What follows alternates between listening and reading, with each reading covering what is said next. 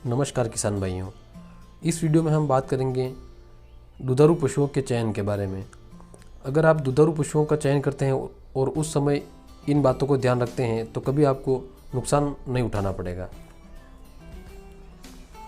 दुधारू पशु का चयन और खरीदारी करते समय अच्छी नस्ल, दोष रहित, पूरी तरह से स्वस्थ पशुओं, लंबे ब्यात, हर साल बच्चा और अधिक दूध देने वाली गाय भैंस को ही प्राथमिकता देनी चाहिए, जिससे व्यवसाय में लगाई गई पूंजी से अधिक मुनाफा प्राप्त किया जा सके।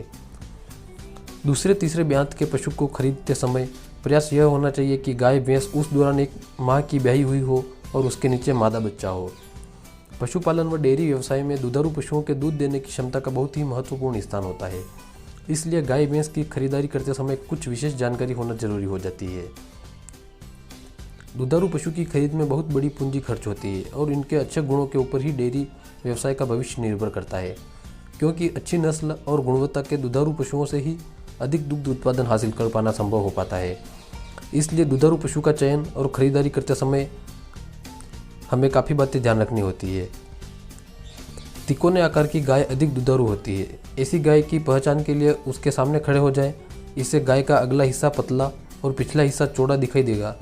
शरीर की तुलना में गाय के पैर और मुंह, माथे के बाल छोटे होने चाहिए। दुधारू पशु की चमड़ी चिकनी, पतली और चमकदार होनी चाहिए। आंखें चमकीली, स्पष्ट और दोष रहित होनी चाहिए। अयन पूर्ण, विकसित और बड़ा होना चाहिए। थनों और अयन पर पाई जाने वाली दुग्ध शिराएं जितनी उभरी और टेढ़ी मेढ़ी होंगी, पशु उतना ही अधिक दुधारू होगा। दूध दोहन के उपरांत थन को पूरी तरह से सिकुड़ जाना चाहिए। चारों थनों का आकार और आपसी दूरी समान होनी चाहिए। गाय भैंस के पेट पर पाई जाने वाली दुग्ध शिराएं जितनी स्पष्ट, मोटी और उभरी हुई होगी, उतना पशु अधिक दूध देने वाला होगा। दुधारू पशु को खरीदते समय हमेशा दूसरे और तीसरे ब्यात की गाय भैंस को ही प्राथमिकता देनी चाहिए, क्योंकि इस दौरान दुधारू पशु अपनी पूरी क्षमता के अनुरूप खुलकर दूध देने लगते हैं और यह क्रम लगभग 7वें ब्यात तक चलता है। इसके पहले अथवा बाद में दुधारू पशु के दूध देने की क्षमता कम रहती है। दूसरे तीसरे ब्यात के पशु को खरीदते समय प्रयास यह होना चाहिए कि गाय भैंस उस दौरान 1 माह की ब्याही हुई हो और उसके नीचे मादा बच्चा हो। ऐसा करने से उक्त पशु के दूध देने की क्षमता का पूरा ज्ञान होने के साथ ही मादा बछड़ी मिलने से भविष्य के लिए एक गाय भैंस और प्राप्त हो जाती है, जो कि भविष्य की पूंजी है। दुधारू पशु को खरीदते समय लगातार 3 बार दोहन करके देख लें, क्योंकि व्यापारी चतुराई से काम लेते हैं और आपको पशु खरीदते वक्त खुद से एक बार सुबह अथवा शाम को ही दोहन करके दिखाएंगे। ऐसा करने से आपको लगेगा कि यह पशु अधिक दूध देने वाला है, लेकिन सच्चाई यह नहीं होती है। व्यापारी एक समय का दोहन नहीं करता अथवा कम दुग्ध दोहन करता है, जिससे दूध की मात्रा अयन में रह जाती है। इस कारण लगता है कि गाय भैंस अधिक दूध देने वाली है। इसलिए दुधारू पशु की खरीदारी करते समय 3 बार लगातार दुग्ध दोहन अपने सामने जरूर करा लेना चाहिए। कई बार व्यापारी ऑक्सीटोसिन इंजेक्शन लगाकर दूध दोहन कराते हैं। इससे बचने के लिए जब भी दुग्ध दोहन कराएं तो अपने सामने कम से कम आधा घंटा व्यापारी से बात करने में गुजार दें, फिर इसके बाद ही दोहन कराएं। दुधारू पशु का चयन करते समय उसकी सही उम्र का पता लगाना आवश्यक होता है, जिससे कोई आपको पशु की उम्र कम बताकर धोखा नहीं दे सके।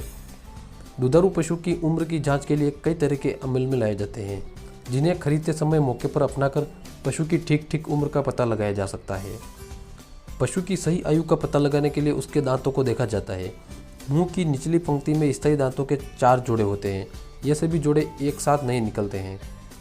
दांत का पहला जोड़ा 1.25 साल की उम्र में, दूसरा जोड़ा 2.5 साल की उम्र में, तीसरा जोड़ा 3 साल के अंत में और चौथा जोड़ा 4 साल के अंत में निकलता है। इस प्रकार से दांतों को देखकर नई और पुरानी गाय भैंस की सटीक पहचान की जा सकती है। औसतन एक गाय या भैंस 20 से 22 वर्षों तक जीवित रहती है।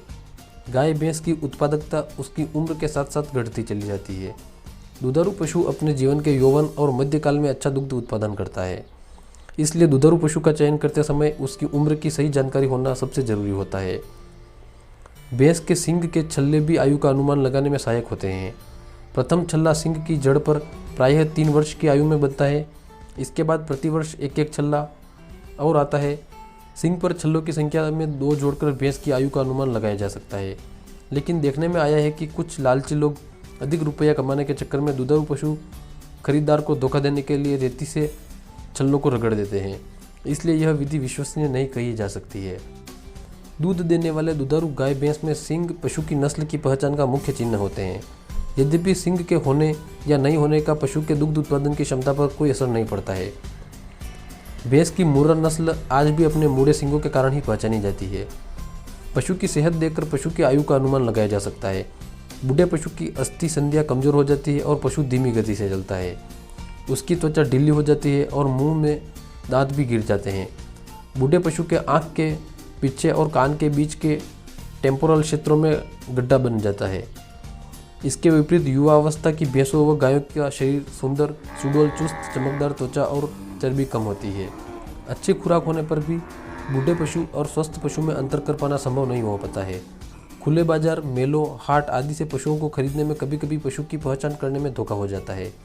इसलिए खरीदते समय वहाँ पर यदि गर्भ की जांच करने वाला कोई जानकार या पशु चिकित्सक हो तो उससे गर्भ जांच करा लेना चाहिए। भैंस के सींगों का बारीकी से निरीक्षण कर लें कि कहीं दानाती से घिसे हुए तो नहीं है। त्वचा की चमक पर धोखा खाने से पहले देख लेना चाहिए कि भैंस पर चमक पैदा करने के लिए काला तेल तो नहीं चुपड़ दिया गया है। कई बार चालाक किस्म के लोग बाखरी गाय भैंस के नीचे किसी दूसरी अनुपयोग गाय भैंस का नवजात बछड़ा बांध देते हैं और उसे ताजी ब्याही बताकर अधिक कीमत में बेचकर धोखा दे देते हैं। इससे बचने के लिए बच्चे को उसकी मां के नीचे लगाकर देखना चाहिए। दूध बढ़ाने के लिए चीनी, गुलकंद, जलेबी की चाशनी, ओवर फीडिंग करके भी व्यापारी दूध की मात्रा में वृद्धि करके दिखा देते हैं। अतः इसकी पहचान अनुभवी पशुपालकों के माध्यम से अथवा संभव हो तो 3-4 दिन नज़र रख कर की जा सकती है। भैंस के रंगे खुर और काजल लगी आंखों को सफ़ेद कपड़े से पोंछकर पता किया जा सकता है। दुधारू गाय या भैंस को खरीद करते समय अयन और थनों की बारीकी से जांच कर लेनी चाहिए, जिससे थनैला बीमारी के बारे में भली प्रकार से पता चल सके। यदि थन में गांठ, सूजन आदि के लक्षण हैं तो थनैला हो सकता है। ऐसे पशु को भूलकर भी नहीं खरीदना चाहिए। फूल देने वाली गाय भैंस की जांच के लिए उसे ढलान वाले स्थान पर पीछे का हिस्सा करके बिठाकर देखने से पता लगाया जा सकता है। कई बार व्यापारी कमजोर पशु में और उसके अयन में हवा बढ़वा देते हैं, जिससे वह हष्ट पुष्ट, गर्भवती अथवा अधिक दूध देने वाली प्रतीत हो सके। ऐसे पशु के पेट, अयन आदि फूले लग रहे हैं, अंगों पर दबाव देकर देख लेना चाहिए। हमेशा ऐसे पशुओं को खरीदने का प्रयास करना चाहिए जिनका जन्म, प्रजनन आदि से लेकर उत्पादन आदि का रिकॉर्ड रखा गया हो। लेकिन ऐसा रिकॉर्ड केवल सरकारी फार्मों, कमर्शियल डेयरी फार्मों और प्रजनन संबंधी शोध केंद्रों पर ही रखा जाता है। फिर भी व्यवस्थित रिकॉर्डधारी दुधारू पशु अगर मिलते हैं तो खरीद के समय पर उन्हें ही प्रथम वरीयता देनी चाहिए। तो किसान भाइयों, अगर आप हमारी बताई गई इन बातों का ध्यान रखते हैं तो कभी भी आपके साथ पशु के खरीद में कोई धोखा नहीं कर पाएगा और आपकी डेयरी कभी घाटे में नहीं जाएगी। इसलिए आप निम्न बातों का ध्यान रखें और इन बातों के आधार पर ही अपने पशु की खरीद करें। उम्मीद है कि यह वीडियो आपको पसंद आया होगा और पशुओं के बारे में पूरी जानकारी आपको इस वीडियो से मिल गई होगी। वीडियो पसंद आए तो लाइक, शेयर एंड सब्सक्राइब जरूर करें और कृषि से जुड़ी या डेयरी से जुड़ी आपकी कोई भी समस्या हो तो कमेंट बॉक्स में लिखना ना भूलें।